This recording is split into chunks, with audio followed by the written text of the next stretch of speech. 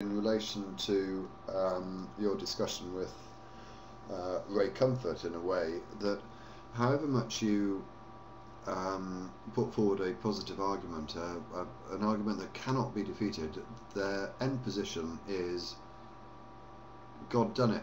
Actually, and that is the stumbling point, and you're never ever going to get past the it. interesting thing is, almost universally, the first thing these guys come across or come up with is that I am the same as the creationists, employing dogma and the such like, and that's why I'm wrong. And of all the things that most annoy me is people just say that I don't understand economics, and that's their argument. That's their entire argument. To which, you know, if you actually want to convince someone, just saying you don't understand is not an argument, right? You've made a statement of opinion, but you've not actually contributed anything to the discussion. But that's almost universally the first thing that they come up with. Then they say that I'm like the creationists. But there was an interesting study recently, psychological study, and it basically asked people, you know, what are your political views? And of those who said they were libertarian, they asked them then, some of them were given the questions about global warming. And the ones that said global warming can be countered, and the best way to counter global warming is by deregulation, then they didn't have any problem with global warming, right? Then they said to the others, the other half of the set, they said global warming is a problem and the solution is more regulation. And then they said that, you know, global warming was a conspiracy and they didn't believe it, right? So a big problem with these is, like you were saying, is they're not connecting with reality because of their ideology, right? So I mean, libertarians are a strange one in that I've never really come across them anywhere else. Now, people did actually say that there are sort of libertarian thoughts in Canada, but I've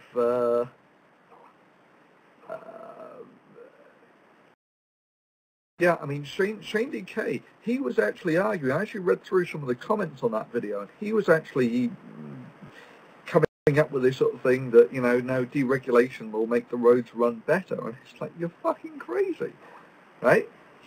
We know what happens when you have a power cut in somewhere like New York, and the thing that happens is not that the roads start running more efficiently, everyone gets where they want to more quickly, and there are less accidents. You know?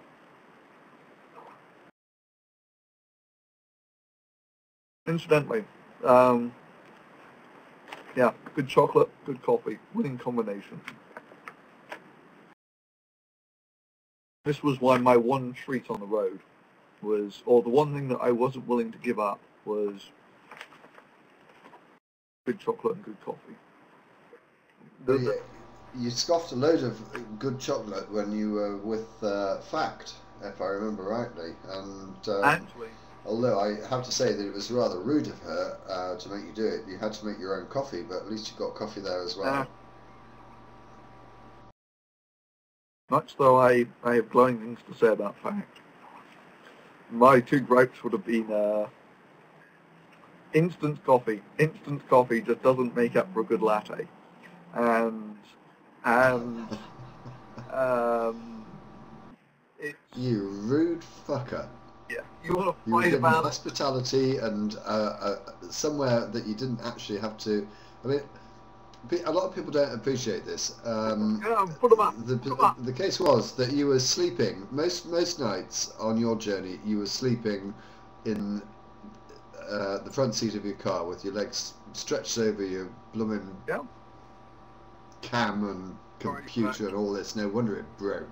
You were offered a warm bed and you complain about the fact that she had instant coffee and not proper coffee. That's just so insulting. All I can say is I'm a snob when it comes. When I say snob, I mean, I think as long as it's a latte made with espresso, that's cool, right? But I mean, you get these people who are really snooty about wines, and for my part, I struggle to tell the difference between them. In that I can tell bad wine from good wine, but after that, it becomes very subjective. I mean, I can tell there are different types of wine with different flavors and such like. But would I say that one is worth 10 times what the other is? No. And to an extent, I'm the same with coffee. That once you get into the espresso style lattes, then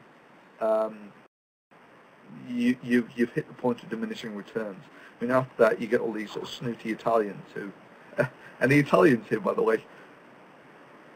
Anyway, you get into these snooty Italians who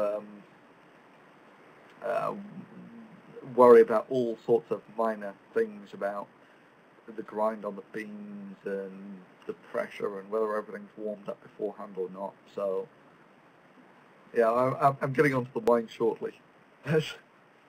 So you can still see that there is daylight outside, but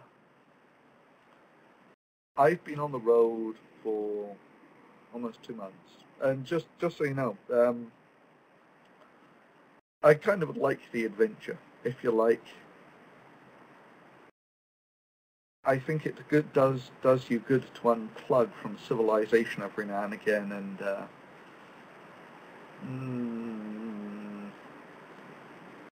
it's if you like, we all live in the goldfish bowl, and after a while you become habitualized to how easy life is in civilization. But when you're on the road all of a sudden, when I'm at home, I've got a freezer. I can keep food for a week in advance. When I'm on the road, I have enough food for 24 hours.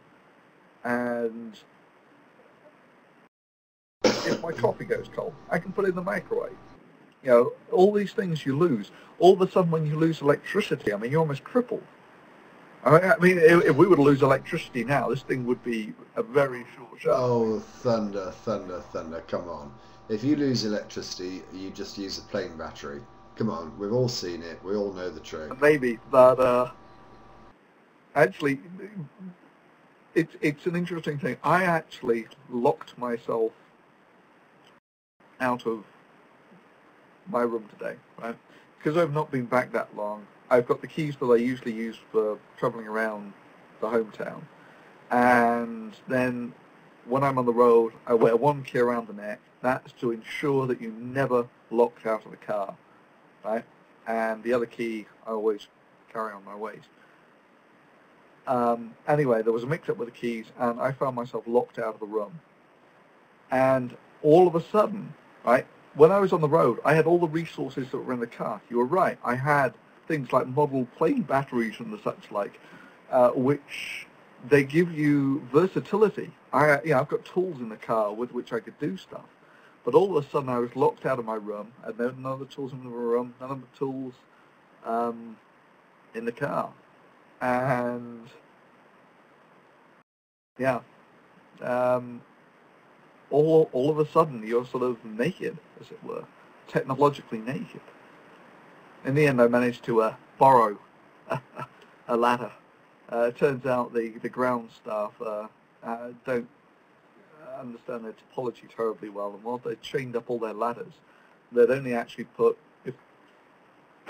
if this is the cross-section of the ladder, they'd actually just put the loop of the chain around the outside, so all I'd do was sort of slide the ladder through and borrowed their ladder, climbed in the window, but... So, yeah, that was my adventure for today. But it's great fun. I mean, having to rely on wit and resources like that. I mean, but it's amazing how, when you're out on the road, when the sun goes down, there's no light. You can't do anything. And it's just such an alien world to live in compared to my life for the rest of the year, which is, that sun goes down, it gets dark, you just turn the lights on. So, yeah. Sorry, I am listening. What's going on behind the scenes that you're not aware of is what I'm being asked to do is to